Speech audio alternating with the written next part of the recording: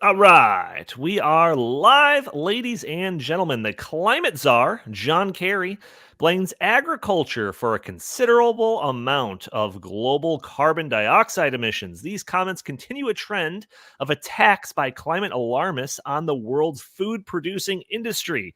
So, how do people like John Kerry expect to feed the population in a world where agriculture is being undermined by climate efforts? Don't worry about that, everyone. The World Economic Forum, the greatest advocates of the Great Reset, they have a plan for that. Also, there is an ongoing debate raging in Washington over the debt ceiling. We're going to be talking about this and more in episode 399 of the In the Tank podcast.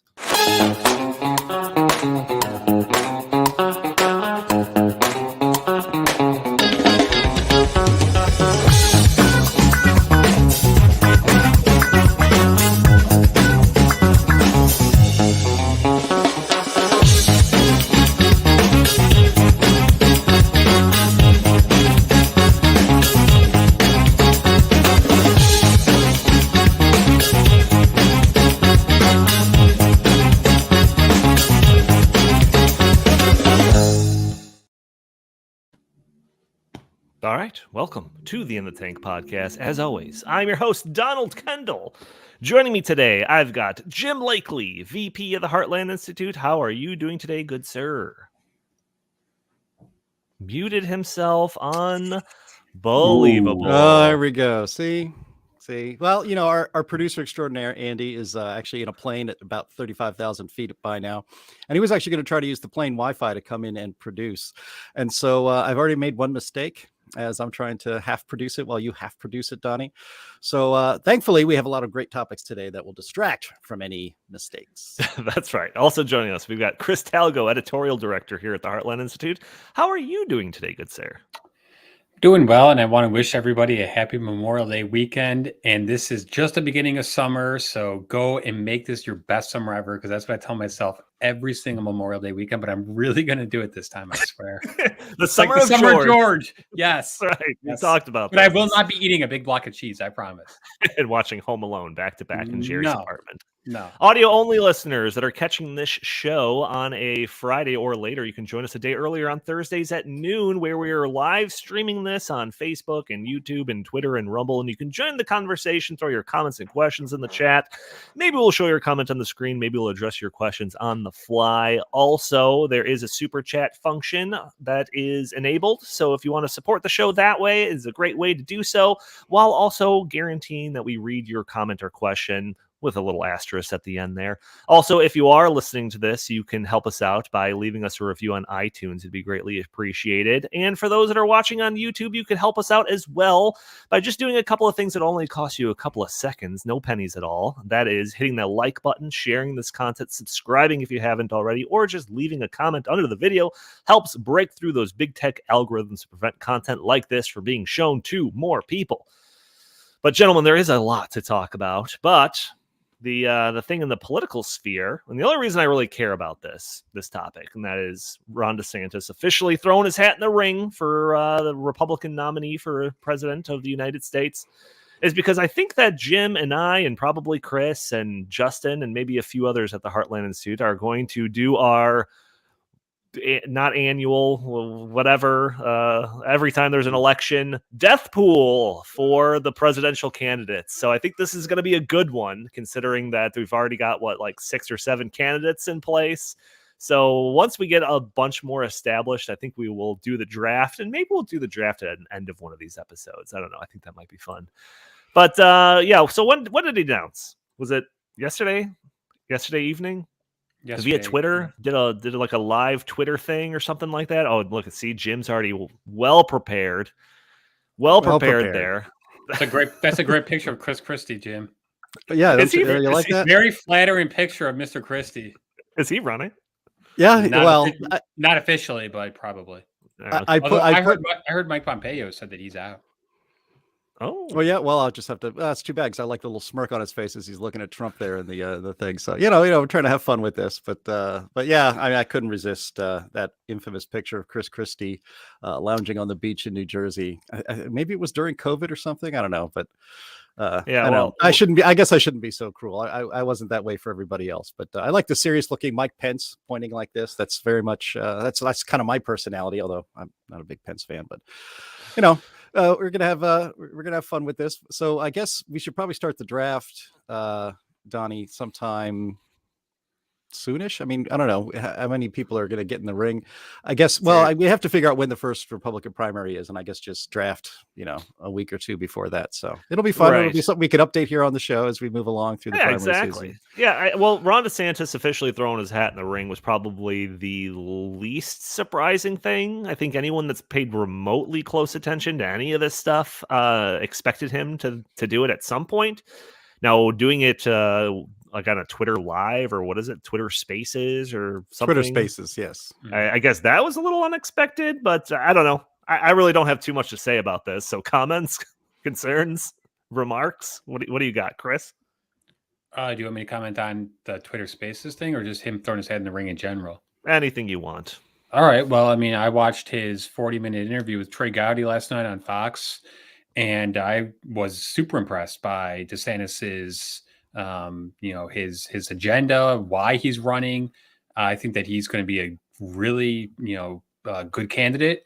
And I am looking forward to a good primary season. This is healthy. It's healthy for the Republican Party to have a bunch of candidates to get up there and discuss these issues and to have a robust debate. So, I know that the Democratic Party is not going to be doing that because they are, just going to put Joe Biden, up there, and they're going to not allow him to debate RFK or some of the other people who have said that they will try to run on the what? Marianne Williamson's not getting any stage time?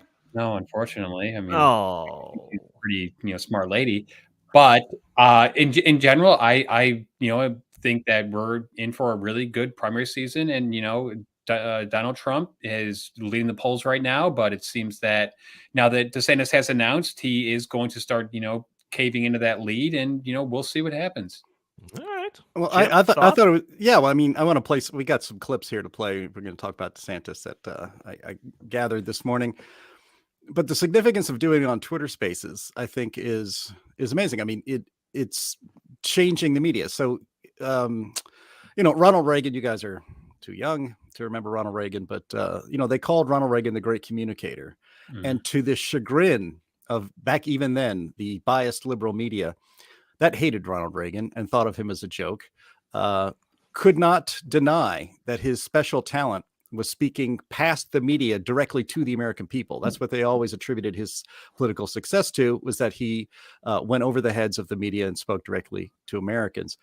And Twitter, especially in the social media age, but especially Twitter, is that kind of an avenue for different candidates. Since Trump has his own Truth Social, which nobody is really on.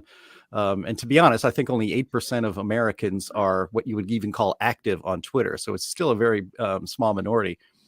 But, Elon Musk dedicated, he bought Twitter for, what was it again, $43 billion or something like that. I know it was 40 something billion. And he did that because of his dedication to protecting free speech in this country. And for Ron DeSantis to go on Twitter Spaces, which is a brand new addition to Twitter. The media was going crazy that it was buggy in the beginning, that so many people wanted to listen on via Elon Musk's own Twitter account that it broke it. So they had to go to another guy's account and start it over again. Look, we produce this live podcast every week. We've done it now for years.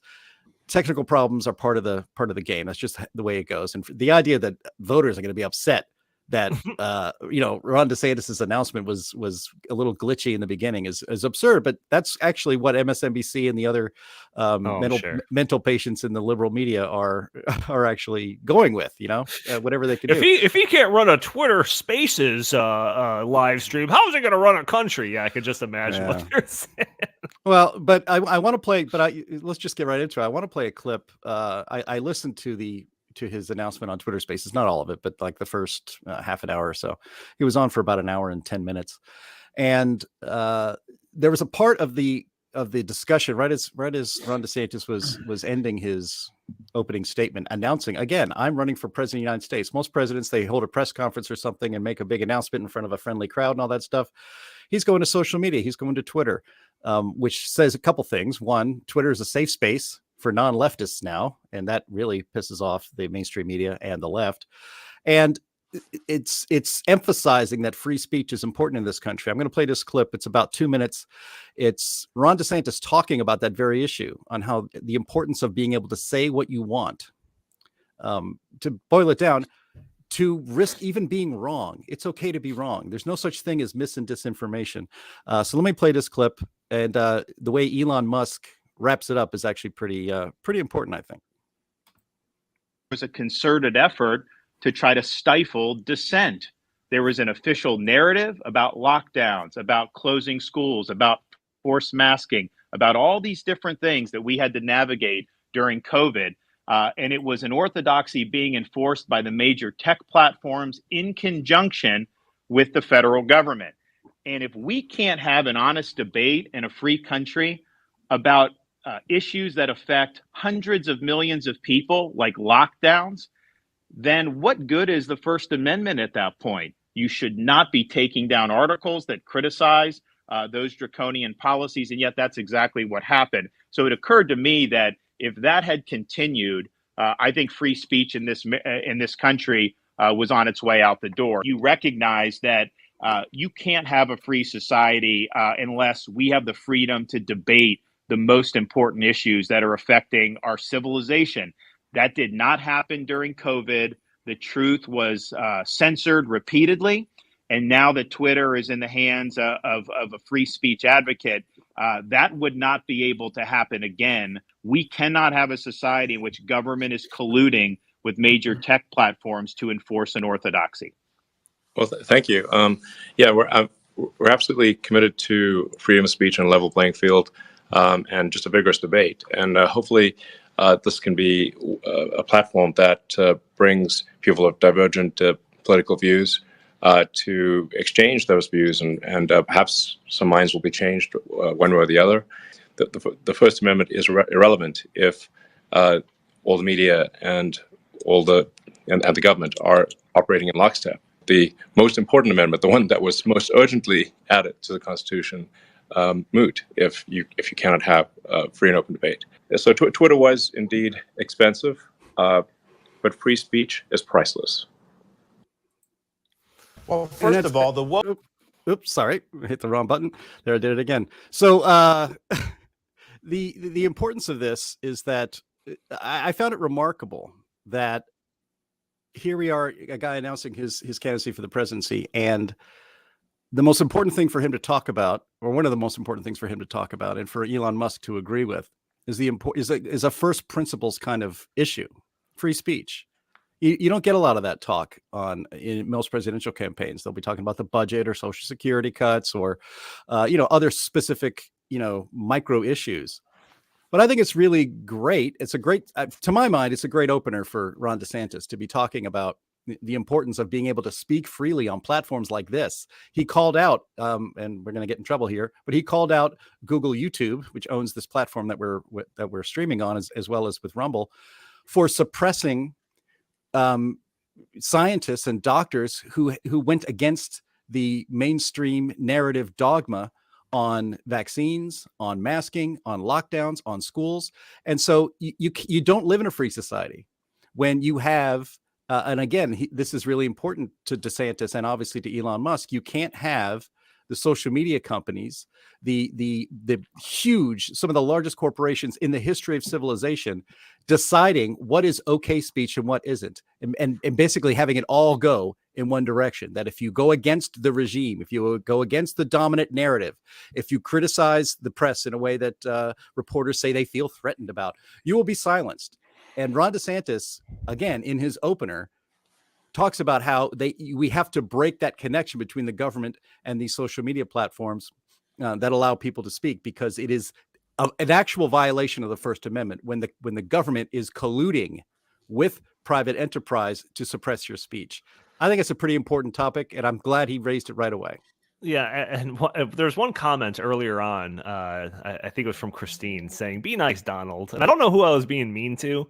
If it was perceived as I'm being mean to Trump or DeSantis, I apologize. If it was perceived that I was being mean to Jim or Chris, I don't apologize. But I do want to see what people's thoughts are in the comment section. Because right now, I think that this is going to shape up. I mean, unless there's some type of completely unexpected twist or something in the race, I think this is really going to come down to Trump versus DeSantis. So between those two, those are the only two options in the chat. I want to see just type Trump if you think if you're rooting for Trump in that matchup, or DeSantis if you're rooting for DeSantis. And I'm going to have the least hot take ever on this podcast, which is I like both of them. So if that's the choice, I'm happy with it. Right. So, this is not a choice between like the outsider and then the establishment Republican. Like, this is Trump and DeSantis. So I'm happy with either choice, but I am very curious to see, of all the listeners who they think who's, I guess, has the best shot at winning the thing and who they're rooting for. But Chris told me just this morning that DeSantis was on Fox News last night, and in an opening comment of the segment, he brought up my favorite topic. DeSantis brought up my favorite topic, the thing that I am so happy to hear people talk about, which is ESG. So let's play this clip as well, Jim, and then Chris, I'm going to go back to you for some comments. Mm-hmm. Virus is basically a form of cultural. There we go. Well, first of all, the woke mind virus is basically a form of cultural Marxism. At the end of the day, it's an attack on the truth. And because it's a war on truth, I think we have no choice but to wage a war on woke. So how does that work for a president? Some of it may be the bully pulpit, being willing to tell the truth and not being deluded by ideology, which we see in many aspects of our society. There are probably ways, though, that you can make a difference. Certainly when you look at ESG and some of the things that's going on with major financial institutions in corporate America, we have every right to be pushing back on that. With education, the federal government approves the accreditors for universities. There's a reason why universities are infested with things like DEI. Yeah, some of it is they may want to do that, but some of it is the accreditors tell them you have to do that. Well, as president, I'll make sure we're approving accreditors that are going to do the opposite. That are going to say, you know what, we're going to accredit you if you are a colorblind university, if you're not trying to divide people on the basis of race. So there are different tools at your disposal. It's not the same as a governor, but I think you can have an impact across a wide variety of different areas. Yeah, there's another clip. I don't know if we're going to play it because we still have so much else to get to. But him talking about climate change as well. And one of the comments that Jim shared the video with was like, it's as if people from the Heartland Institute wrote those comments. So really enjoyed the comments about climate change. Very much enjoyed the comments about ESG. Chris, thoughts on this? And then I want to get to our main topics. So Ron DeSantis said that he would focus on three main things when he first came into the office. He would, on day one, seal the border. He would finally end the asylum process that Joe Biden has reinstated. He would go back to remain in Mexico. He said the second thing he would do is restore integrity to the institutions that have been overrun with, left-wing ideologues such as the FBI, the DOJ, across the board. And then thirdly, he said that he would regain American energy independence. I think that those are three things that the vast majority of Americans completely agree on. And I think that Ron DeSantis is very good at making, articulate arguments. And I think he's very good at pushing back against the arguments against what he's standing for. So, he's very, I think, adept at highlighting the problems with the woke ideology. And it's not an attack on woke. It's not an attack on transgenderism. It's an attack on the truth. And Ron DeSantis he's a truth, bearer. And I think that is a very good thing. I think we need that. I think in the past, few presidential elections before Donald Trump, the Republican Party ran milquetoast candidates who were unwilling to step up to the plate and defend, many of the things that the American people want him to defend. And I think that Ron DeSantis is going to do that. And I think right now I'm leaning toward Ron DeSantis because I think that Donald Trump has too much baggage. And I think that as soon as Trump, enters the White House, he'd almost be a lame duck president because everyone would know he'd only be a one-term president. And with Ron DeSantis, you could get 8 years, which would be enough time to really put these policies into place. And he said he would do a dual strategy. He would do the executive order stuff to undo a lot of the damage that Biden has done through the executive order process, but he would also work with the legislature. And he cited the fact that he has worked with the Florida legislature to pass lots and lots of bills that the people of Florida wanted. So what he's saying is, hey, I have the ability to win. I have the ability to put up victories. And I think that that is something that the American people crave at this moment in time. And I think that Donald Trump did a great job during his 4 years, but I think that his time is up. And I think that he just has too much baggage to go with him. Well, that is a lot hotter take than mine, but, you know, what can you say? People are going to have opinions about this stuff. So I do see a bunch of comments in the chat there of picking a side. So, and I also want to urge people that, like, if it does come down to these two, let's not make it a bloodbath. All right. Let's put some gloves on when we're punching inside the tent. All right. That's all I want to say. But yeah, well, it's a lot of the commenters here are talking about, or the one comment, I forget who said, it's like, you know, Trump had his chance and he blew it. He had his chance to drain the swamp and it didn't happen. But I'm with you, Donnie. It's like either one is certainly preferable to the,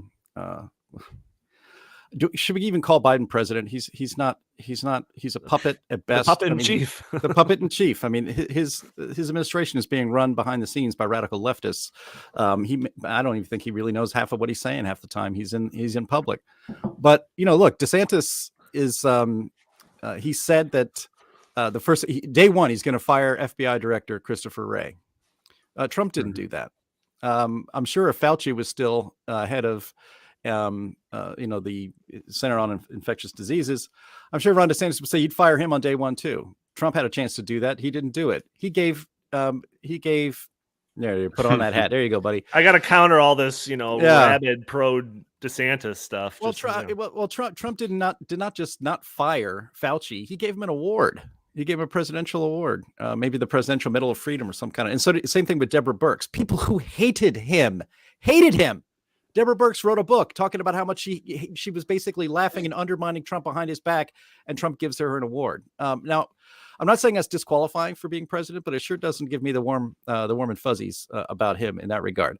But one thing I think Trump and DeSantis are, in lockstep on, definitely with together, is on climate and energy policy. Sure. One of the first things Donald Trump did, and again, our then president, our founding president of the Heartland Institute, Joe Bass, was invited to the Rose Garden to be present when Donald Trump announced that we were withdrawing from the stupid Paris Climate Accord, which of course Biden has put us back in.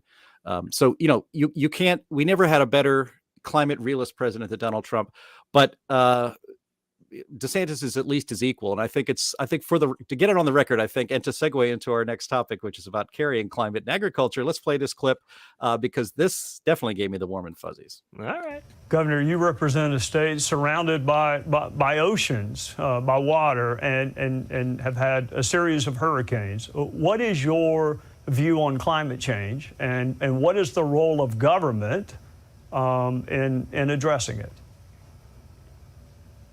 The hurricanes are not, they have not increased in number. People try to say when we had Ian that it was because of climate change. But if you look at the first 60 years from 1900 to 1960, we had more major hurricanes hit Florida than in the 60 years since then. This is something that's a fact of life in the Sunshine State. I've always rejected the politicization of the weather. And I think what we should be doing in the United States is focusing on being energy independent, making sure we're utilizing the resources. And oh, by the way, when you have market-based solutions, when you innovate, in Florida, we've seen emissions go down dramatically in the last 10 years, but that's through market and innovation. That is not through mandates. And I think what Biden wants to do, he wants to take us in a direction where we're like Germany, where we don't have a reliable power grid, where prices spike. I mean, California, for example, they have a tough time keeping the lights on, and yet they want to ban the internal combustion engine. People are going to plug in, another 20 million EVs? How are they going to be able to support that? So we got to get real here. And we got to understand that reliable energy is something that is absolutely essential for a free society, and we will make sure to deliver that as president. I'm going to use that as a way to segue, because it's even worse than he's describing. I mean, we've talked about that. We've talked about the unreliable energy. We've talked about getting rid of internal combustion engines and replacing it all with EVs, and how just terrible that idea would be. But it's even worse than that. So just earlier this month, climate czar John Kerry was taking part in the Aim for Climate Summit hosted by the Department of Agriculture. During the summit, John Kerry started talking about the impact that our agricultural sector was having on the climate, saying that reaching net zero would be impossible without addressing emissions from the agricultural sector. So he said that the industry accounted for 33% of the world's total carbon emissions, and said that reducing those emissions must be, quote, front and center in the fight against climate change. Adding to these statements, Kerry said that we need economic, social, and policy innovation in order to scale adaptation of these technical solutions and get them into the hands of folks in the fields of small farmers on a worldwide basis. So, of course, this last statement makes it seem like they're just trying to give farmers the tools that they need to farm more sustainably, and everybody and everything will just be so much better off, and blah, blah, blah, blah, blah. But as we've talked about on this podcast numerous times, all these terrible policies that are in place when it comes to agriculture and fighting climate change. We've talked about the draconian nitrogen restrictions in the Netherlands that were going to result in Dutch farms and ranches having to shut down, fertilizer bans in places like Sri Lanka that absolutely destroyed their economy and ruined their country. Policies in Canada, the UK, the United States, where the government was going to essentially pay farmers to either retire or use less of their land. So when John Kerry says that he wants to put agriculture front and center of the fight against climate change, forgive me if I think this is code for producing less food and producing that food more expensively. So let's go to Jim first on this one. So what are your thoughts on the climate czar John Kerry's comments? Well, it's part and parcel of what we've talked about on this podcast a lot.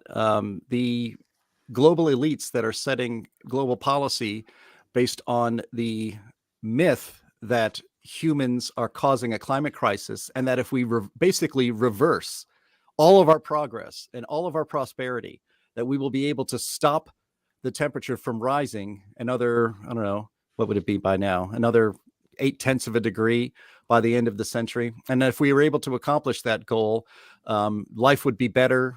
Cities won't be underwater. Islands won't disappear. The polar ice caps will remain as they are. It's all absolute nonsense and fantasy. It's really a delusion. I mean, to think about all of this, even if you believed that human activity was causing all of these future catastrophes that they have been predicting for literally decades, since before I was born, and I'm 53 years old. If they have not, none of these have come true, yet they continue to predict these calamities in the future. And the only way to stop them is to do everything you're told, and is to socialize. I mean, that's what's happening with this agriculture stuff. A free market in places like the Netherlands, farmers decide what crops are most profitable for them, because there's a need for them in the marketplace and in humanity. And so that's what they will plant. They will use the fertilizers and techniques that increase the yield as much as possible so that they can increase profits. I mean, anybody who has studied the Soviet Union, where they socialized agriculture, it caused famines. The famous, infamous, I should say, tragedy in Ukraine, where tens of millions of people starved to death because master planners thought they knew how to do agriculture better than free individuals in a marketplace like we had in the West. China, the great leap forward, tens of millions of people starved to death because central planners decided on agriculture policy instead of a free market capitalist profit motive agriculture system that was everywhere else in the world.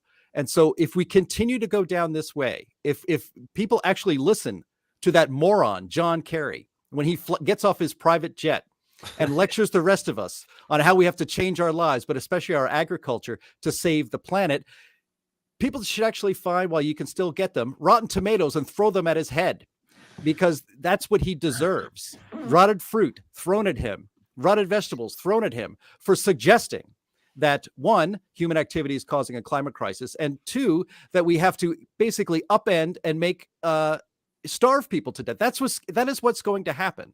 It's not going to be quite like the Great Leap Forward, where it's contained into one country like China, or a vindictive Stalin punishing the Ukraine by starving them to death and taking all of their grain and jailing people who try to grow food for themselves. That's where this always leads.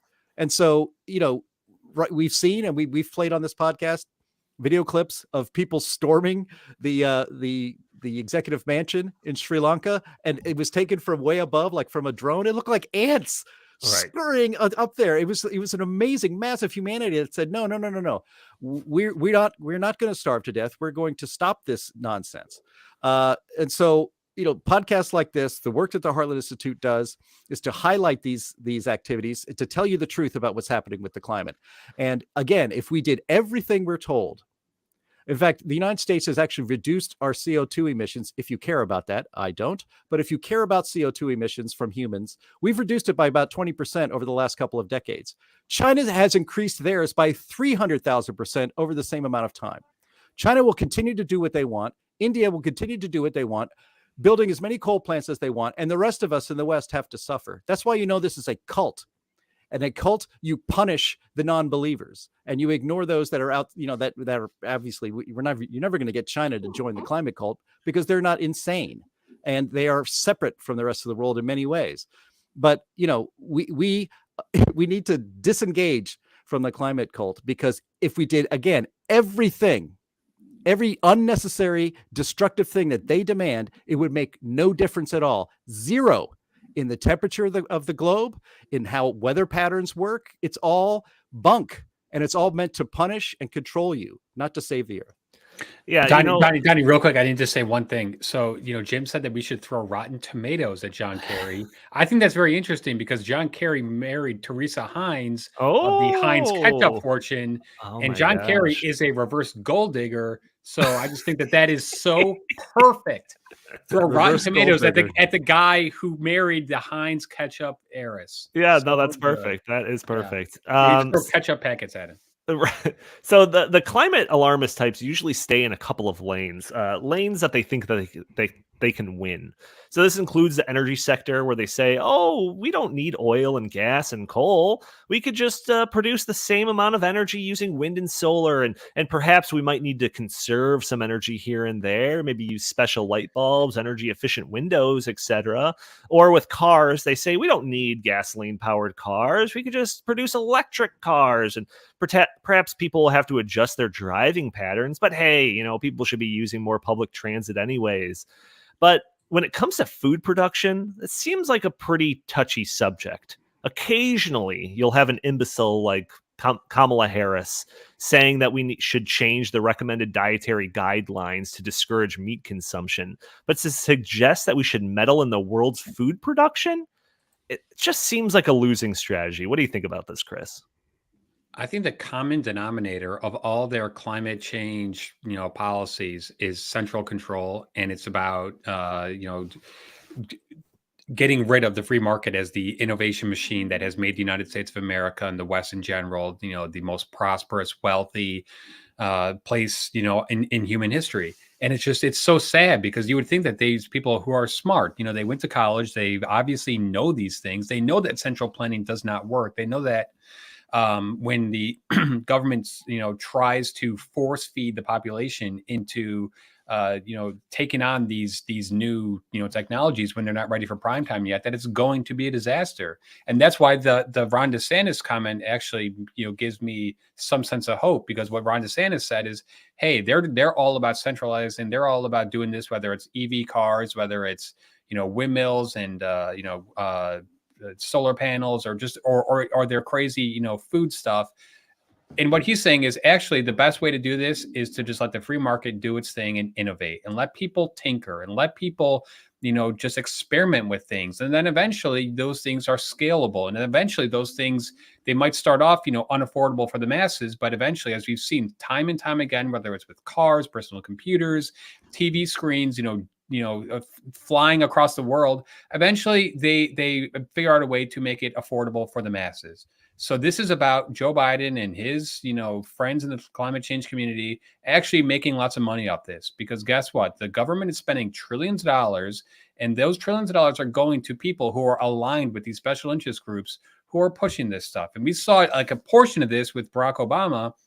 And when he passed his $800 billion stimulus plan, oh, hey, guess what? A lot of that money went to, friends of his at Battery 123 or, all those other companies who then actually went bankrupt. So really, this is just a wealth redistribution from the taxpayers to the already wealthy. And I'm just sick and tired of it. And the American people know that this is not going to solve a problem that doesn't even exist. Mm-hmm. So I'm looking forward to the day when Ron DeSantis or President Trump or whomever is sitting with Joe Biden on the debate stage, come 2024.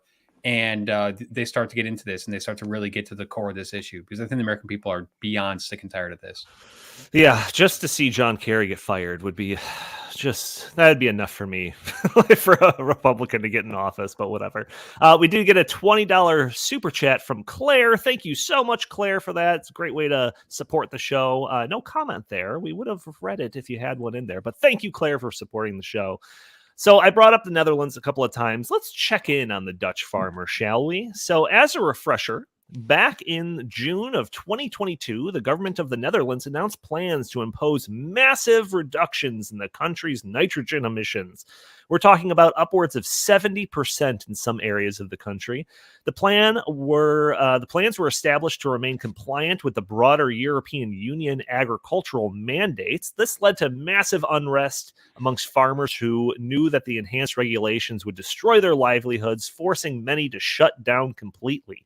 Well, since that story, the then sitting Prime Minister, Mark Rutte, was destroyed in the most recent election. The political cost of this plan was far too great, apparently, for him to stay in office. So now the European Commission has announced a new plan, a $1.6 billion plan to buy out livestock farmers to reduce nitrogen pollution. So the European Union is going to pay $1.6 billion to the Netherlands to produce less livestock. And let me remind you, the Netherlands is the second largest agricultural exporting country, second only to the United States. So this is the plan of the climate alarmists. They want fewer agricultural and livestock products produced. Sure, food prices will necessarily go up. More people will necessarily go hungry. But hey, we want to have a negligible impact on the climate, don't we? So, Jim, I mean, it just seems like the situation in the Netherlands just gets more and more absurd. Like this is the kind of stuff that John Kerry is talking about. Am I right? You are right. I mean, and look, if you want to reduce production of nitrogen, if you want to reduce that, right, you can come up with a solution to find a way to mitigate it. Now, we went from the EU basically told the Netherlands, you're going to go from 100 miles an hour to 0 right now. I mean, so there's no talk about if this is a problem, finding ways to mitigate it and continue to produce enough food for everybody. Nope, we're just going to get rid of it because we've declared it bad, even though there hasn't really been a problem with it for the last century. You're farming too much. We have too much food. And again, this goes back to the WEF, the World Economic Forum, and our buddy Klaus Schwab, who says you will eat the bugs. This is part of the plan to get us off of livestock as protein for the masses. John Kerry will not be eating a bug steak. He will not be drinking worm smoothies. This is not the life they will live, but they will impose that life upon the rest of us because they have the power and we do not. Again, if this was a problem, let's talk about ways to mitigate it. Let's identify the problem. Let's, have a conversation about completely upending the agricultural system of the globe. Nope, no conversation. It's banned. Gone. Get rid of it. This is insane. And if you don't think this is coming to the United States, you're not paying attention There haven't been a lot of stories about how the federal government is. I don't think I've seen any stories yet about how the federal government is going through the Department of Agriculture is going to restrict the number of the amount of cattle that is raised, or pig farming, or any of that stuff. There hasn't been talk about that yet. But if you don't think what's happening over there in Europe is coming to the United States, you're not paying attention to our leaders who are going over there and taking instructions from them and trying to bring them back home. This should be very worrisome. We might not be the first people to eat the bugs, but we're going to eat them unless we turn this nonsense around. I have a new conspiracy theory. I know you love conspiracy theories. I love them. Okay, John Kerry wants us to not eat meat and eat bug meat or fake meat or whatever, so that we douse it with Heinz ketchup, and he makes tons of money. It's all connects to it's all about it's big ketchup. Follow the ketchup, folks. Don't follow the money. Follow the ketchup. Yeah. So let me further address the last comment that I read, stated by John Kerry. So I'm gonna read it again. We need economic, social, and policy innovation in order to scale adaptation of these technical solutions and get them into the hands of folks in the fields, of small farmers on a worldwide basis. So I can imagine skeptics of our point of view suggesting that we aren't giving John Kerry enough credit. Perhaps he does indeed want to find more technical solutions to perhaps produce more food, just with a smaller carbon footprint. Well, who do we know that is friendly with John Kerry and talks about new tech and different stuff like that on a global basis? Who do we know? Aha! The World Economic Forum, of course. So the World Economic Forum has a ton of literature on reforming the agricultural sector and to make it more inclusive and climate friendly, etc. So one of their plans is called Food Innovation Hubs. If you go to their website, you'll find a lot of boring language about determining best practices for farming and making sure those practices are disseminated to farmers around the world, perhaps building partnerships, sustainable development, blah, blah, blah, blah, blah. But in one section towards the bottom of that, the page that you got open up there, Jim, they have a paragraph describing how these food innovation hubs are supported by something called a Global Coordinating Secretariat, hosted by the World Economic Forum. So while the World Economic Forum plans suggest it wants to support local farmers, those farmers are all networked together underneath this GCS program. And guess where the center point of this GCS program is headquartered? That's right, the Netherlands. So in January of 2021, 18 months before those draconian nitrogen restrictions were unleashed on the country, the government of the Netherlands and the World Economic Forum announced the formation of the Global Coordinating Secretariat in the Netherlands. You can't make this stuff up if you tried, people. And if you did, they wouldn't believe you. But there it is, right on the World Economic Forum page in the Netherlands, Global Coordinating Secretariat. And what's all downstream from that? The stuff that we were just talking about that's forcing these Dutch farmers to close their farms and their ranches. It all stems back from the stuff that John Kerry is talking about. This is all connected, everybody. So, Jim, or wait, no. Am I going to Chris next? Chris, thoughts about this? Seems like the World Economic Forum has their fingers in every stink pie that's out there. The first thing that caught my attention was the name Global Coordinating Secretariat, which sounds like it's straight out of Stalin's Soviet Union 5-year plan. I mean, yeah, that's all I have to say about that.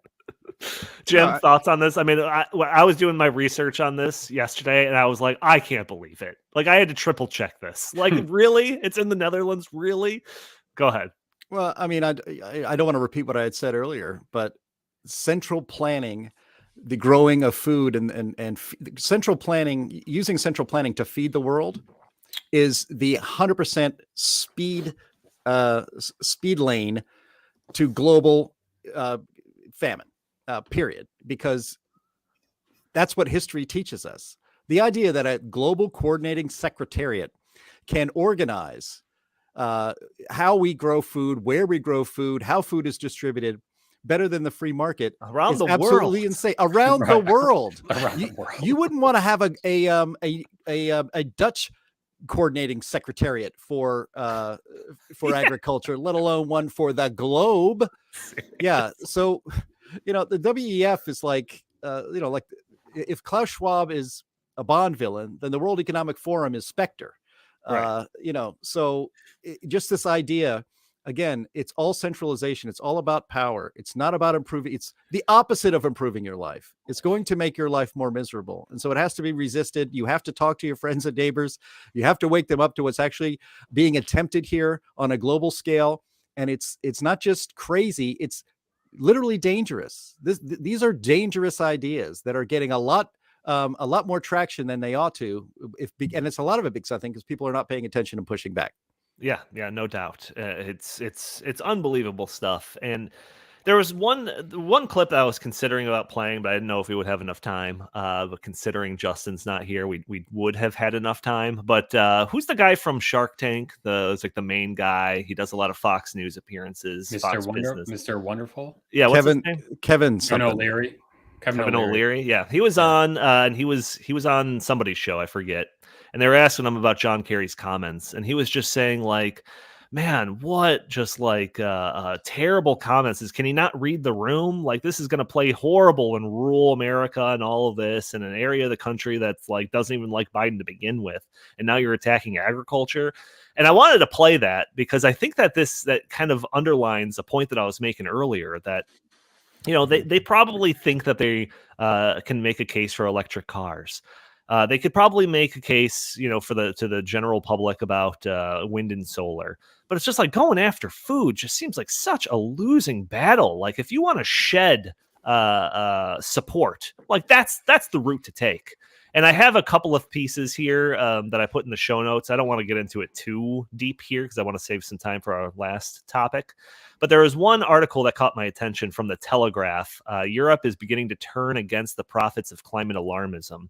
And there's one paragraph that I'll just read briefly. It says, it's all moving quite quickly. Last autumn, Germany signed an European Union target to ban the sale of internal combustion engine cars by 2035. It now opposes the idea, as does Italy, Poland, Chechnya. I don't know. Chechnya.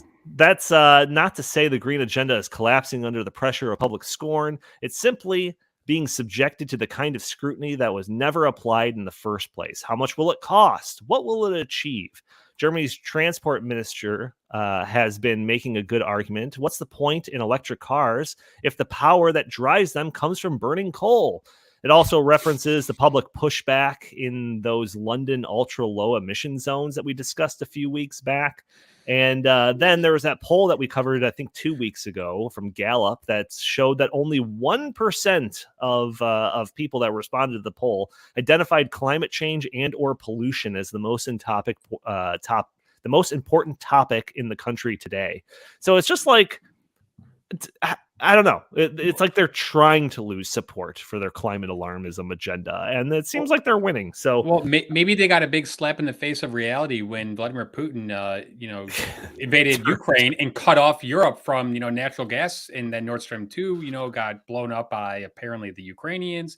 So maybe Germany and all these countries that thought, oh, well, we'll be okay because we'll be able to rely on Russia for, natural gas, and then it turns out Russia's, invades Ukraine, and now the United States could have stepped up to the plate. We could have been exporting all the natural gas that Europe needed, but no, they were laughing at Donald Trump during a big UN conference when he was saying, it's not a good idea for you to be reliant upon your arch enemy for 1,000 years, but they did so anyways. So remember it's just like even with like these like small increases, like forget about 100% changing to renewable energy or like 100% cutting off all gas cars or some of these like major changes that like the Greta Thunbergs of the world are like calling for. Like just think of these like little things that have caused such uproar, right? Like what was it in France like a few years ago? The whole yellow vest thing stemmed from like a 13 cents increase gas tax or something like that. It was some like minimal tax or whatever on gasoline. I don't blame them, but it just shows that like a minimum increase in the tax caused like nationwide outrage. Or, we just talked about the Dutch farmers that were like dumping manure on the steps of their capital because of some new nitrogen restriction. So it's like, do they really think that they can ramrod through some like seismic change and the people are just going to sit by and be like, okay, yeah, sure. Yeah, we'll eat bugs. That sounds good. It's unbelievable to me. we've said this 100 times that there are polls all over the place that show that people, quote unquote, support, climate change. But then when it comes to them actually putting their money where their mouth is, literally, if it's like, okay, fine, will you put an extra $10, a month to your electricity bills? No, I don't want to do that.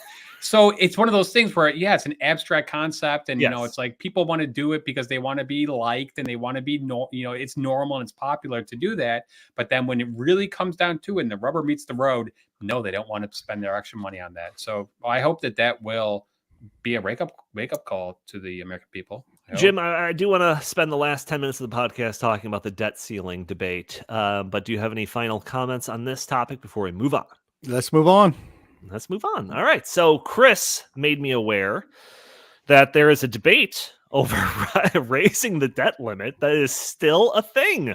I feel like Chris has been pitching this topic for like the past couple of months now. Yes. And when it most recently suggested it, I was like, that's still happening?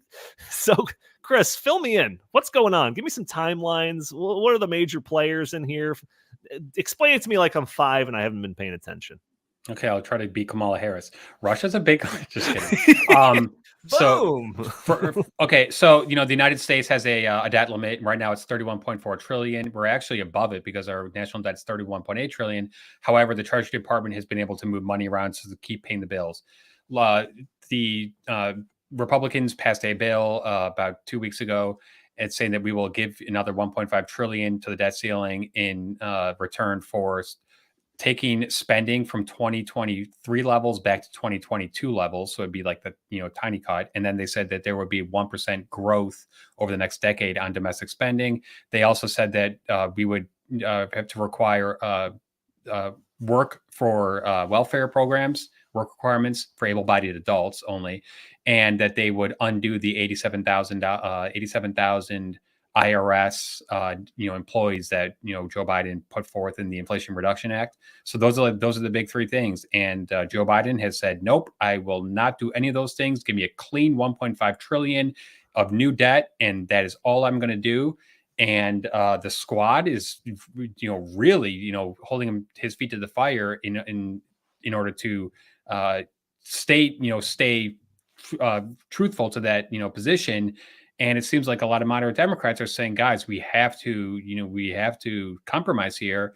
So, we're getting close to the stated deadline when Treasury Secretary Yellen said that we're going to, quote, run out of money. However, just real quick, we've been here before many times, and the federal government takes in lots and lots of money in revenue every single day. So there's always enough money to pay the bills that have to be paid. The interest on the national debt, Medicaid, Medicare, Social Security payments, military payments, and that kind of stuff. Really, what would happen is if we do breach the debt ceiling, some of the very, very unnecessary, redundant, government programs would be cut, but they are trying to make it seem like that will cause an economic catastrophe and the entire, U.S. economy is going to blow up in, 5 days. That's not true. That is not true whatsoever. So I guess we'll see what happens. That's kind of interesting because I've had people in my family fearful that like Social Security was going to be disrupted because of this. It's and just not true. Maybe they're going to be blaming one side more than the other when it comes to that. There's laws on the books that Social Security is an automatic. It's on autopilot, and that means that the Congress would have to pass a new law in order to make any changes to that. Now, Social Security is going to go bankrupt in 10 years. So I really hope that we do something about it now, because people who are my age, Donnie, and your age, Donnie, we're not going to be seeing the full Social Security benefits that we've been paying into the system. So I guess to make a really long, complicated story short, since 2000, we have not had a balanced budget. We've accumulated something like $20 trillion just in that period alone. We can't keep doing this. We're printing money out the wazoo in order to, to keep our house of cards economy from total collapse. We have to make some much needed spending cuts. We have to reform our entitlement programs. We have to, just balance the budget once and for all. And it's going to take a little bit of pain, obviously. But you know what? If we don't do it now, every day we wait, literally every day we wait, it's just going to get harder and harder and harder. And they keep kicking the can down the road. So, Jim, I want to come to you, but I have one more question for Chris, because when I decided that, all right, let's do this story, I looked it up because I feel like we've seen this story a million times in the time that I've been paying attention. So I looked it up, and in my lifetime, the debt ceiling has been increased 33 times. So what makes this time special? Or is this just kind of like another one of these things? Or is there something special about this time? I think the only one that is really different about this time than any other in my recent memory is that you have a president who's just saying it's my way or the highway. Every single other time, even during the Trump administration, we had to raise the debt ceiling multiple times.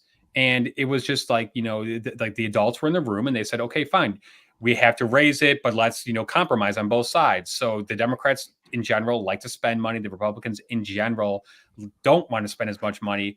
And every single time, in the past, they have gotten to some sort of agreement. But now we're at a place where you've got the president's just saying, if you do not give me every single thing that I want, which is really just a 1.5 trillion increase with no strings attached to whatsoever, well, then I'm just going to take my ball and go home. And that's just that's not how you govern. And that's not how adults, act. So I guess, Joe Biden is, just really testing the waters here and seeing if McCarthy is going to cave. But from everything that I've seen McCarthy say and the House GOP, even though they've got a very slight majority in the House, they're holding together, which is a great sign, I think. Yeah, it'll be the one article that you briefly pulled up there, Jim, suggested that it was a June 1st deadline. So from your perspective, Jim, thoughts on this? Predictions, worst case scenario, best case scenario. What do you got? I don't know. I mean, as Chris pointed out, how much currency, digital currency it really is. I mean, I don't think they physically print it anymore. How many trillions of dollars did Biden print up and put into the economy as stimulus since he's been president? He's only been president for a little over 2 years. So when you see our government is hopelessly fiscally irresponsible. It seems like there are no policies. There's no even attempt to even talk about policies in place that would make economic sense, that would help strengthen this economy in relation to other economies around the globe. I mean, when you're if you don't know anything about the debt ceiling, the fact that we even have a debt ceiling and that it has to be raised by an act of the legislature, by an act of Congress, is an amazing thing. And it should, on its face, help foster fiscal discipline. Has it? No, it hasn't. So you look at this stuff, and from my perspective, and I used to cover Congress back when I was at the Washington Times, gosh, almost 20 years ago now. These things, I think back then, our national debt, what is it now? You said, Chris, $31.8 trillion. Yeah, I think the national debt when I was covering Congress back in the day was at least half that, if not even less than half that. Anyway, just so you see these things, and I think most American people, their eyes glaze over. They don't pay attention because, one, they figure that most of the federal government is on autopilot, and that's actually the truth. We haven't had a budget that meant anything, that came out of Congress or from the White House in either direction, that has meant anything. We haven't had a proper appropriations process through the Appropriations Committee in Congress. The chairman of the Appropriations Committee in the House of Representatives used to be the most powerful and feared person in Washington. Today, what does it matter if you're the chairman of the Appropriations Committee? All that it really happens is that there's a continuing resolution and a promise to spend more money until we get to the next debt ceiling, and then we raise it and we keep going forward like that. So I love the idea that Kevin McCarthy wants to impose some sense of fiscal restraint on the federal government in exchange for raising the debt ceiling, which seems to be counterintuitive. Why would you need to raise the debt ceiling if you're going to control spending? But put that aside. I love the idea of it. I don't think any of it's actually going to matter. There will be a deal worked out, whether it's just past the deadline or just before the deadline, and profligate spending in Washington will just continue on as it always has, and really nothing will ever really change. So the Social Security is not at risk, Medicaid and Medicare are not at risk. All that stuff will still happen. And then a year from now, 2 years from now, we'll see that the federal budget is bigger than it was before. The federal debt is even bigger than it was before. And really nothing ever really changes.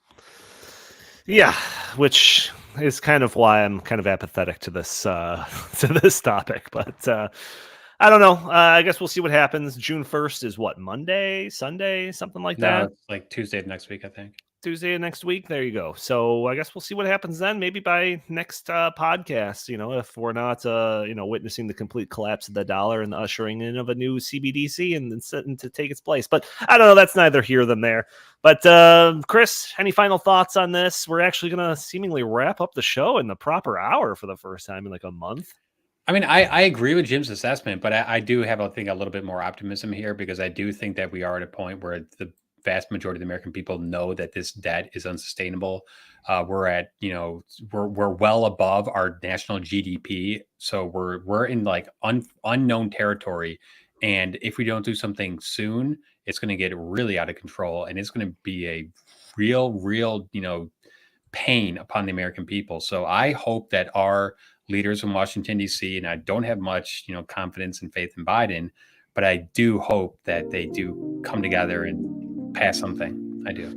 Well, Chris filling that role as the hopeless optimist of the In the Tank podcast, and that'll be a good way to end it. We should end with a little bit of optimism here and there. So I want to thank everybody for joining the show. Join us every week for a new episode of the In the Tank podcast. For those audio-only listeners that are catching this on a Friday, you can join us a day earlier on Thursdays at noon Central Time, where we are streaming on Facebook and Rumble and Twitter and Facebook, and you can join in the conversation through your comments and questions in the chat. Maybe we'll show your comments on the screen. Maybe we'll address your questions on the fly. We also have that super chat function enabled if you want to support the show that way and guarantee that your comment or question gets read during the broadcast.